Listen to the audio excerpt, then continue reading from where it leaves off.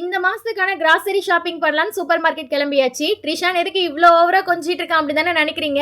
ஒண்ணும் இல்லங்க. அவனுக்கு கொஞ்சம் சளி புடிச்சிருந்துச்சு. சரி சிரப்பு குடுப்போம்னு குடுத்தேன். ஒரே அழுக தான். அதனால தான் கொஞ்சம் சமாதானப்படுத்த வேண்டியதா இருக்கு.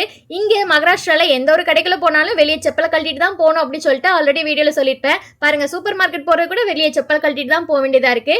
நம்ம ஊர்ல மூட்டை மூட்டையா அரிசி தான் விப்பாங்க. ஆனா இங்கெல்லாம் பாத்தீங்கன்னா மூட்டை மூட்டையா கோதுமை மாவு தான் விக்கிறாங்க. ஏன்னா இங்குள்ள மக்கள்லாம் நல்லாவே சப்பாத்தி சாப்பிடுவாங்க இல்லையா? அதுவும் இல்லாம மகாராஷ்டிரால ராஜஸ்தானி மக்கள் தான் நிறைய பேர் இருப்பாங்க. அதனால இப்படி 5 கிலோ 10 கிலோன்னு கோதுமை மாவு பாக்கெட் வித்துட்டு இருக்காங்க.